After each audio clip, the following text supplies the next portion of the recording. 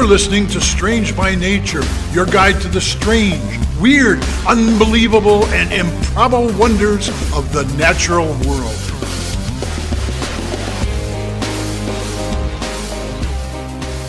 Hello, everyone, and thanks for being here today. I'm Kirk Mona, and joining me are Rachel Gimza and Victoria Thompson. We're all naturalists who together have scoured the world for weird and wonderful wonders, just to please your mammalian brain's desire for novelty. Isn't that nice? Let's do this. All right, Kirk. Hey, welcome to the show, everyone. I get to start us off. It's just you and me today, Kirk. Yep. But that's all right, because I may have chosen a story that is very Victoria-coded, I should say. Okay, but she's not here for it. And she's not here for it, so But I'm you're bringing making her up for spirit her. with us. Yes, it's in honor of Victoria. It's in honor. She's with us in spirit. That sounds like yes. she's left us. She's just gone this week, you guys. She'll be back next week. Yeah, she'll be back. It's fine. So let's dive in. So all right, let's do it. I will preface this story that this is an individual person that this has happened. Okay. And it was reported on in a couple different times, but it was reported on especially in a magazine in 1997. So it's been a long time. So it really hasn't happened before. Okay. All right. This is a rare event. I gotcha. It is a rare event. All right. So let's dive in. A previously healthy woman, all right, started to experience hallucinations. Oh, no. When I say hallucinations, I mean she was hearing voices. So she was hearing hallucinatory voices. Auditory hallucinations. Yes. And this was, this particular case happened in the UK. This person was relatively healthy. She was born in continental Europe in the mid-1940s. And then got married, was a housewife and mother in the 60s, which tracks because that's generally what you would do. She seemed to have overall a healthy life. Okay, seems kind of unremarkable. Unremarkable. Her kids were just fine too. There were no issues health-wise. All right? Okay. And I can assume by that you're saying also no indication of any kind of mental issues or something. Okay. Yes. She had good health. I will say early 60s, 70s especially didn't have the best mental health care. That's fair. In the history of things, but she hadn't experienced anything like this before. Okay. So in the winter of 1984, all right, she was reading, as reported by herself, to her doctors. And she heard a voice in her head. And she could tell that it was in her head and not outside, just someone talking to her. And the voice said, "Please don't be afraid. I know it must be shocking for you to hear me speaking to you like this." Oh my God, I know this story. Go on. But it must be shocking for you to hear me speaking to you like this. But this is the easiest way I could think of. My friend and I used to work at the Children's Hospital, Great Ormond Street, and we would like to help you. That is what the voice was saying. Okay. Mm-hmm. Oh, Kirk knows this story, it seems. I do, yeah. Now, I personally, if I hear a voice of any nature, especially one that starts, "Please don't be afraid," first of all, I'm having a heart attack, okay? I'm freaking out. And when you describe a voice in your head that you know is in your head, I hear voices in my head all the time. Oh, yeah, right? I hear my own, thoughts and things, but this is different. Yeah, and I know some people don't, but I could hear those in different voice. If you said, can you picture Sean Connery saying something to you in your head? I can like hear his accent saying, "Yes, Kirk, I love your podcast." You know, like it's Right. like and so when you said she knew it was in her head, there's something different about like using your imagination to hear something in your head versus like something that you just have no control over. And yeah, I've heard like earworms in my head, but like Right. if a voice just comes clearly and is speaking to you, like that's a different story. thing, So, right? and the other piece with that too is the fact that like there are people who can only think in pictures and don't hear any sort of like that's where their thoughts are pictures. I've actually had this conversation in my household before.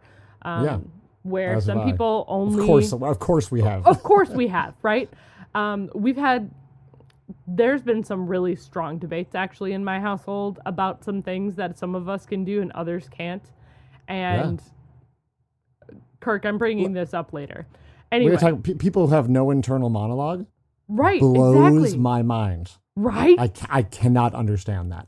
I just as they friend cannot of the show, understand actually, me. And a friend of the show, actually, I know some of, and I'm so sorry to do this to you, but some of the ongoing like music that just hits in her head is the Wii like homepage music. Like you're in the Wii, like you got to understand, me. Rachel. If you, I don't know how much Wii you played. I played a lot. Song, that music is burned deep into your brain. Oh, I know. And actually, even better is I believe it was the Wii Store music. Ooh, yes. Is wildly, that was what it was. Yeah. Yeah. But it apparently just goes through head all the time. And like, don't get me wrong, I have songs that go through my head, and I have some internal monologue. I do have the ability, it seems, to like have no thoughts in my brain, which is I'm just kind of just staring off into space. So sometimes that happens, but that's fine. But still, to have a distinct voice on the outside, we've gone off on a tangent. Just a wee bit. Just wild. If I hear this, I'm going to the doctor. It doesn't matter where, I'm going to the doctor. Like that's I'm booking an appointment. How soon can you see me? I hope it's yesterday. Let's go. Okay? It should be alarming a bit, I would think. Yeah. So this woman had heard about the children's hospital, but she's not, a child at this point in time. She's in her 40s or 50s. Okay. 40s, 50s, kind of age range. Okay. So had never visited the hospital that was cited to her by the voice. She did not know where it was, hadn't visited it. None of her kids needed to go there, so she wasn't worried. And she was just freaking out. And the voice came back and said, "To help you see that we are sincere, we would like you to check out the following." And then gave her 3 different pieces of information that at the time she didn't have in her head. Well, apparently she might have, because the hallucination did. And she checked out all of those 3 pieces of information to be checked on. And they were all true. They were legitimate, yeah. They were legitimate. So she obviously, and rightfully so, freaked out, went to the doctor, and the doctor was like, okay, well, okay, let's go to our psychiatrist, okay? Yes, that would be where you would be referred to. Yes. So went and saw a psychologist, okay? A psychiatrist, I should say, not a psychologist, and who rightfully diagnosed her with as a functional, or having a hallucinatory psychosis. All right. Okay. Seems reasonable, right? Yeah, and this doctor was Dr. Izunye, and they rightfully were like, okay, well, we'll talk about what's going on with those voices that are going on, but we're also going to give you some medication. Sure. And the voices in her head disappeared after some treatment of weeks, and she went off on her vacation a few weeks later, okay? Okay. And she was still taking her medication, doing everything she was supposed to do, and the voices came back. They came back, yeah, They of did. course. And these voices said, hey, we know you're on vacation. You need to go back to the UK immediately because there's something wrong and you need to go and get treatment for right now. And at this point in time, she was also experiencing some other like delusions happening. So she went back to her psychiatrist and came back from her trip and everything. And she was freaked out, rightfully so. Yeah. And the doctor, her psychiatrist, was like, okay, well, what's going on? What are they telling you, first of all? And sort of humoring her a bit, probably. Yeah. exactly. So the voices apparently had given her an address. And to just reassure her, her husband took her by car to the address that the voices gave to her. And it was a department of a large London hospital. And it was a computerized scan. It was a CT department is what it was. Okay. That's where the voices told her to go. Wow. And she got there and the voices were like, okay, you need to ask to have a brain scan. Because these are the voices saying to her, she needs to have a brain scan because she has a tumor in her brain and her brain stem is inflamed. So those two things need to be taken care of. All right? So she obviously was like, well, they've been right before. They haven't steered me wrong so far. Yeah. So she believed them. And obviously you go into a CT department and they're like, that's not how it works. that's not how that works. So she went to her psychiatrist who was like, okay, there's no way I'm calming you down from thinking you might have a brain tumor and a brain stem that is inflamed. Inflamed, yeah. So the doctor wrote a letter to the CT department being like, hey, I understand that this is not normal, but you need to just do this so that way we can show that her hallucinations aren't based in reality and you're good to go. Mm-hmm. You're really helping. It's an interesting argument. In order to help the mental health of this person, they have to understand what's going on with them, and this is actually imaging this will nothing. Be helpful. It essentially will be nothing. is going to show her it's just some of your time. It'll be fine. It's wild that they would even consider that. Exactly. And so when the brain scan came through,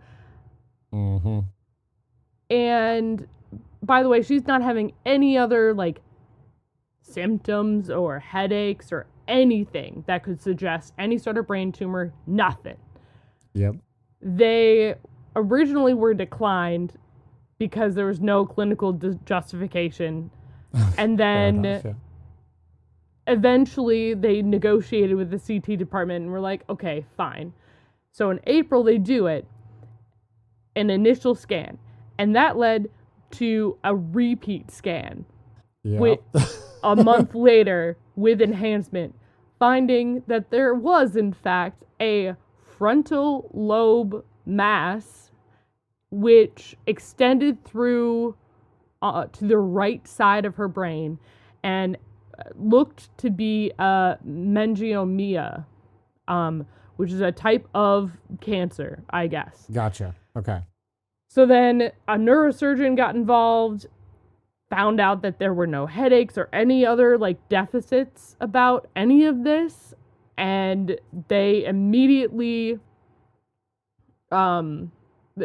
like the neurosurgeon was like, you should have surgery on this right away. And the voices in her head agreed, was like, you should do that. And it turns out it was right. They removed a meningioma of 2.5 inches by 1.5 inches in size. Whoa, okay. Out of her brain, okay? Okay. And it was dissected and just like completely removed, recovered, and the woman who originally had the voices, as she recovered, apparently the voices came back to her, said, "We are pleased to have helped you. Goodbye." And then never spoke again, never had any sort of hallucinatory voices or anything like that ever again. Truly, like, was just fine. It's amazing. Moved story. on with her life, never experienced anything else. That was it. Wild. That is what I have for you, Kirk. It was just a woman who got hallucinatory I'd heard that one voices. before. It's so strange. It's so strange. It's not really happened any other time.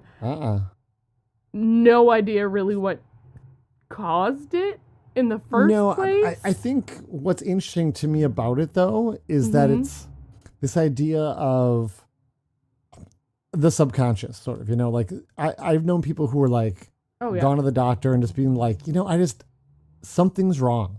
I have all these vague things and I can't put my finger on it, but like I just know that these indicate something about your body.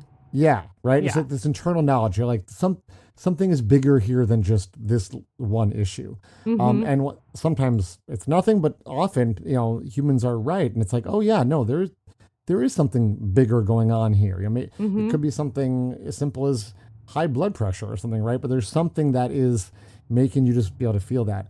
I would but agree if you with have that, something going on in your brain, like a brain tumor, right? It's fascinating to think that like it could be short-circuiting things enough to essentially like take maybe a part of your subconscious that already senses something is wrong and essentially giving it a voice. Yeah. What was wild? Are you essentially almost creating a secondary consciousness within your brain that knows things about you? Well, not just about you, but on the outside world that you have no knowledge or need about, apparently. Well, but you do, right? Right. So like you do pick up so much information that's filtered out that you just don't necessarily have access to. Like you could swear like, oh, I have no memory of a certain event. And someone mentions one thing from that event and all of a sudden you go, it like, click, unlocks, and you're like, oh, hold on, wait a minute. I remember that entire night. You were there and you were there, we did this. And you're like, wait, 2 minutes ago you said you had no memory of that, right? Like our memory is so strange. So it's really weird. Knowing about a hospital, knowing about a diagnosis that you saw on a TV show somewhere when you were a kid. Well, this like, is the 80s. Right. I mean, but all those things like, that you've been experienced in your entire life, like are in there in your brain in some form. And so this idea that like, your subconscious sort of can tap into that information, clearly it can, but in this case, it like was able to actually give it a voice as well. And like pretend to be, or like be seen as doctors from a children's hospital. Right, that are there to help. Your brain knows what your brain would need to hear. Which is a fascinating concept. It's so weird. Yeah. But yeah, so it's a weird. It's so bizarre. So it's so fantastic. It's a great little bit. The case study was done. It's called A Difficult Case Diagnosis Made by Hallucinatory Voices. Definitely check it out. It's really interesting. This particular doctor presented it at a conference as well in 97, 12 years after all of this happened in the first place. And it's just phenomenal. Like good job. Good job also listening to your patient. Yeah. I'm just going to say that right there. That's huge. That's a big deal right there. Yeah. So we're going to I can take. tell you what insurance company they didn't have. Well, they didn't have an insurance company because it's in England and they don't do stupid things like. All right. Anyways. Anyway. Well, not only that, but also this is the 80s. Okay.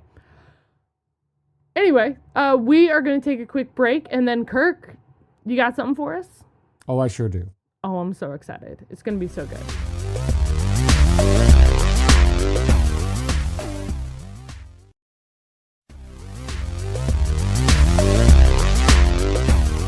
Hey, welcome back to the show, everyone. You know, I casually mentioned the longest living animals in the world a few episodes back when I was talking about cancer, actually.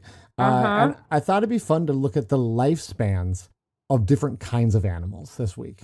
Okay. So, Rachel, question for you. What right. do you think the longest lived land mammal is? Ooh, okay. Longest living land mammal? No, longest lived. So which ones have the longest lifespan? Not like which has been around the longest, but which one has like individuals recorded of the longest life? Is it the Galapagos tortoise? Well, that'd be a rather strange land mammal. Oh, you said Rachel, mammal. so- Mammal. Yeah. I missed the mammal. That would be a weird land It's a mammal. key word in the sentence, yeah. Yep. Okay. Let's But we will come back to see. the tortoise. Oh, we should come back to the tortoise because they're always phenomenal. Longest one. You oh, at home man. can see if you can guess what it is too. Is it? I want to say an elephant. Is where my brain That's goes. a good guess. Yeah. The answer is humans. Oh, it is humans. I'm like, It is humans, too, yeah. My brain went, humans, it's too obvious. That I can't use that. Yeah, no, which it's kind of wild, but the answer is humans. Now, of course, we're thinking about like the extremes here.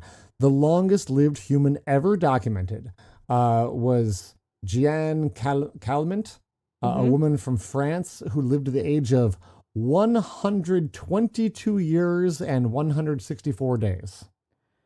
That's too long. Kirk. Ooh, it's a long time, but that's good for her. For all of our listeners, that's the mark to beat. 122 years and change. I'm like not even a third of the way there. No. So humans, we are relatively long-lived, especially compared to some animals that live for just hours, days, weeks. But there's many animals that go far beyond our lifespan, and it can really start to boggle the mind. So I want to see who can beat humans. So we're going to look at a few of them. Each of these could possibly have an episode all about them, but here we go. Starting off, Rachel, we have to talk about the longest lived land animal, which is? The Galapagos tortoise. Well, maybe. The answer is it's the tortoises. It's a tortoise. In general, yeah. There's actually a few different claimants might be the Alabra tortoise. Well, we'll see, because one of the claimants actually is the, Aldabra giant tortoise? Yeah, that one. Yeah. There's that one may or that may was not named, be on my list. Adwaita? I don't speak the language this tortoise was named in, so I'm sure I butchered that. But it lived at a zoological garden in India. And this tortoise was reported to be 255 years old at his time of death. Yeah. However, they can't actually prove he was that old, which is problematic. You know, it's sort of like someone puts a tortoise on exhibition and they're like, well, we think they can get pretty old. This one's probably got to be 100, right? And then like 120 years later, you're like, oh, shoot, he's still alive. You know, it's like, so you gotta, we'll take it with a grain of salt, but possibly they claimed he was. Another claimant was Jonathan, who was a Seychelles giant tortoise living on the island of St. Helena. And that one, I believe, is still alive and currently reported to be 193 years old. That's pretty good job. That's real old. Good job, now, Jonathan. The oldest confirmed land vertebrate is indeed a tortoise. So we're talking about confirmed here. It was a radiated tortoise named Tui Malia. All right. Maybe Tui Malila, who reached a confirmed age of 100 88 years old. That's too long. Now, he died in 1966 and was known to have hatched in 1777. That's not a real year. Right. I Kirk. mean, you meet like a this is in the 60s. My great aunt like- was born in 1934, okay? My great aunt, my grandfather's sister. Yeah, I know. It's like you don't expect to be able to be face to face with a creature who was alive in the 1700s. No. I would not expect that. And possibly Ugh. there are claims that some tortoises can get older. So that's just Okay. wild. Yeah. Now, if you want to live a really long time, you need to go to the ocean. So Yes. apparently, gravity is real tough on our bodies. So if you want to live a long time, the ocean is the place to be. I have to wonder also as well if there's like an evolutionary advantage at play here as well. Animals maybe. they've had been in longer the time. ocean, far longer than animals have been on land. So it's possible that some have just, as you said, had Mm-hmm. more time to adapt just perfectly to their environment. I mean, I do know that the gravity is pretty rough on my body. I trip on like almost a daily basis. I literally have a skinned knee right now. Yeah, it's gravity is tough. Now, some of these animals have been around for a long time. The oldest mammal is found in the ocean. So we're looking at mammals here again. Okay, and mammals. It's a whale species. So It if is you a want to go whale. back to mammals, the oldest mammal in the world is a whale species. Mm-hmm. A confirmed specimen of bowhead whale Okay. was found to be 211 years old. Look at them go. Yeah. Now, genetic analysis suggests they can likely live to be 268, which is such an oddly specific number. That's But so they specific. picked 268. Scientists, this is so fun. The scientists actually didn't know that bowhead whales had a really long lifespan until 2007, which feels very recent. That's so fun. It does And- feel recent. It wasn't, Kirk. But Rachel, wait till you find out how they found this out. Oh, Okay. I'm excited. Okay, how did they find this out? Because So- that was 2007. That was almost 20 years ago. An individual whale was Mm-hmm. caught off the coast of Alaska. Okay. And when they examined it, they found part of an explosive lance stuck What? in its head. An explosive lance? Yes. Now, why would a whale have an explosive lance in its head? Whaling. Whaling, correct. Right. And when they looked at this particular lance, Right. they could tell who had made it. Well, of And they course. know that this well, lance- How? Okay. I have several questions. It basically had broken off in Right. this whale's head, It right? had broken off in the whale's head. The whale survived. It Yeah. didn't try to get the lance out at all. And Well, it couldn't. It's Doesn't have hands. You're right. Silly me, I forgot. They don't have hands. Whales Yeah. don't have hands. Breaking Well, news. Rachel, get this though. This particular model of Mhm. lance was only manufactured between the years 1879 and 1855. That is So very They knew. specific. they knew that this whale was at a minimum 115 years old. And that's when they went, whoa, wait a minute. That's bowhead longer than we whales- thought. Yeah. And so that's what kicked off more research into the age of the species, which gave us all these new numbers just in the last 20 years is when we figured this out. So Okay. that alone is very cool. I love science. So do I. That's why we're here. So if we want to get into older animals in the sea, just like on land, we need to get away from mammals. So not too surprising. We are going to stick with vertebrates, though. The exact age is still a bit unclear. We think the longest lived vertebrates are Greenland sharks. And Which we've talked about. we have talked about here on the show. I mentioned them just, again, a couple weeks ago on that cancer episode. But estimates are that they can live somewhere between like 272 and maybe up to 512 years. Yeah. Either number is impressive. But it's important to note that even if only that lower number is correct, they are still the longest lived vertebrates So it's wild that number alone sets the record, but it might be, Longer. double that, right? It's fine. Yeah. I can't really imagine what it would be like to be 512 years old. I can't either. Like, I can barely handle my current age, but the fact that like some beings, like I think about how long trees have been around. This is an animal. This is an animal with a complex consciousness and a social life. Like, just swim by your buddy Billy, be like, hey, have you seen Susan? Oh no, she got caught by that whaling ship 2 years ago. No, 200 years ago. 200 right? years ago. Oh, that's why I haven't seen her. For context. Wild. 512 years ago from today was the year 1514. That's not a real year, Kirk. Imagine if you were born in 1514 and still walking around today. I don't even know what... That was during the reign of King Harry VIII.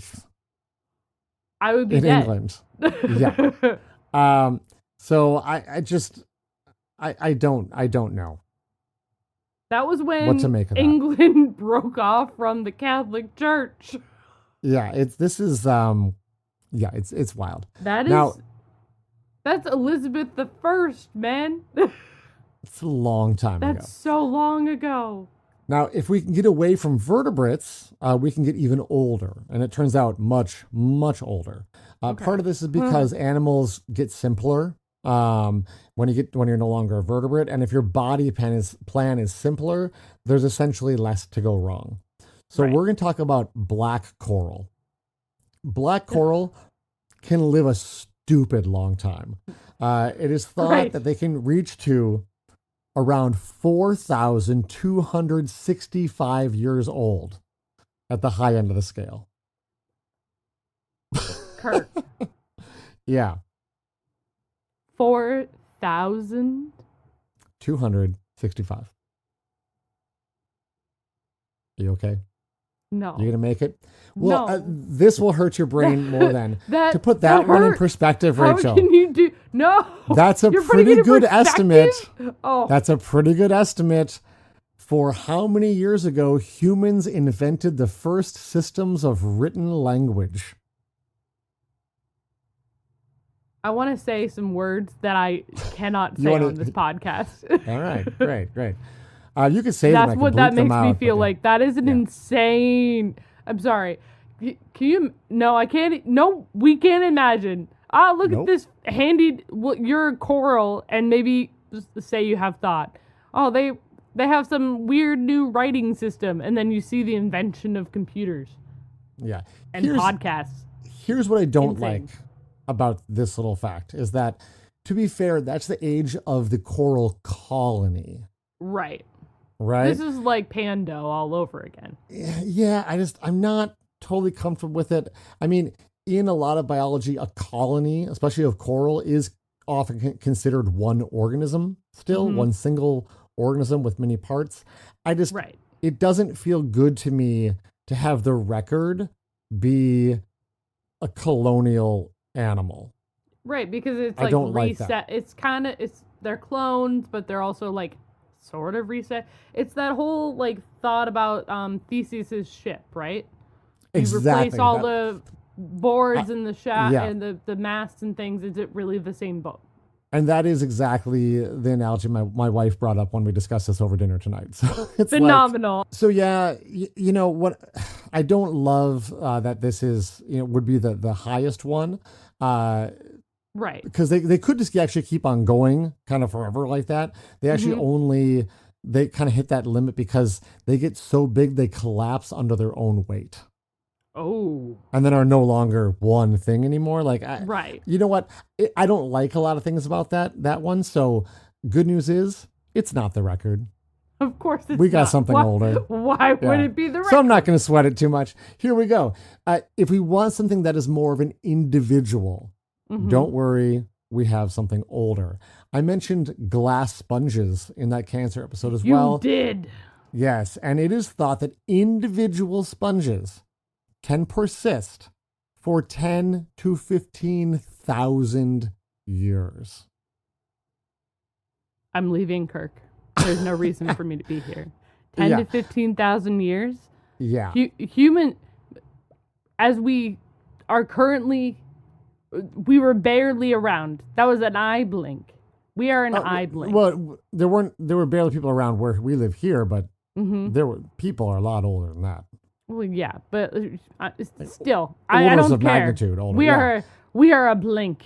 We are into prehistory, for sure. We were in during the Ice Age. So that's wild. Lake Superior has not appeared in this glass sponge's lifetime. Or is older than Lake did Superior. Appear. It did appear during its lifetime. Yeah. Mm-hmm. Well, yeah.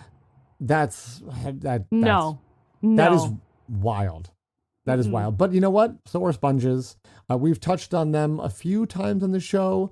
Like they don't have any internal organs. They don't have any true body tissues. Like any part of them. No, they're weird. Can be broken off or cut off and then grow into a completely new sponge. Like that. Like, so they are one of the strangest animals on this entire list. And, you know, one of us can like, it's on my docket. Yeah.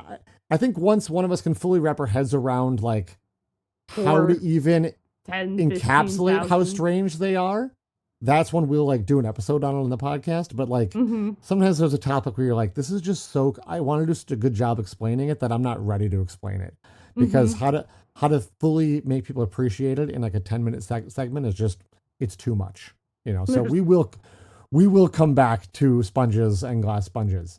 Yeah. So that's kind of that's it. We've reached the oldest, There's or no longest nothing living older. animal. Okay. Well, No. to be clear, there are things that live even longer on Earth than glass sponges. But to get to even greater ages, we have to leave the kingdom of Animalia. So like the longest living animal of any kind is the glass sponge. But while diving into this longevity topic, I came across organisms that can live far, far longer. And we start getting into things like suspended animation and all kinds of like regeneration and all these other weird topics. So if You didn't if we're even gonna try mention the potentially immortal jellyfish. Exactly. So I do want to go down this rabbit hole, continue down past the animal kingdom and look at just living organisms in general. But that particular rabbit hole is going to have to wait for another day. Good. I have a headache from just thinking about something being alive for the formation of Lake Superior.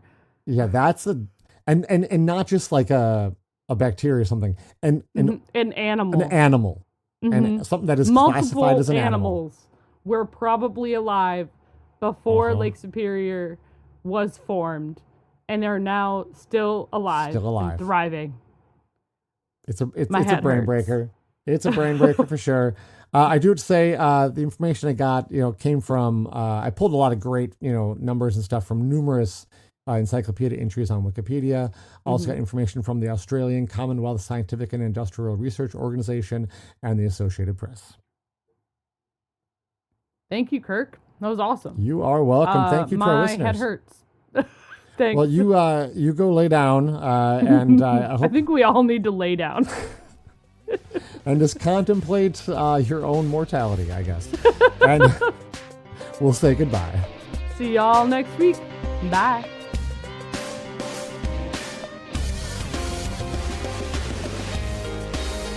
Thanks everyone for listening to today's show. Be sure to subscribe. New episodes drop every Wednesday, and we love sharing this strange world with all our listeners. If you would be so kind as to leave us a 5-star rating and review wherever you get your podcasts, that would be great. It lets other lovers of the strange discover the show. You can reach us by searching for Strange by Nature Podcast on Instagram, Facebook, and Blue Sky. You can send us an email as well. Our address is contact@strangebynaturepodcast.com. If you want more information about the show, you can check out our website, strangebynaturepodcast.com, and you can support the show and get ad-free episodes at patreon.com/strangebynature. Until next week, get outside, stay curious, and embrace the strange.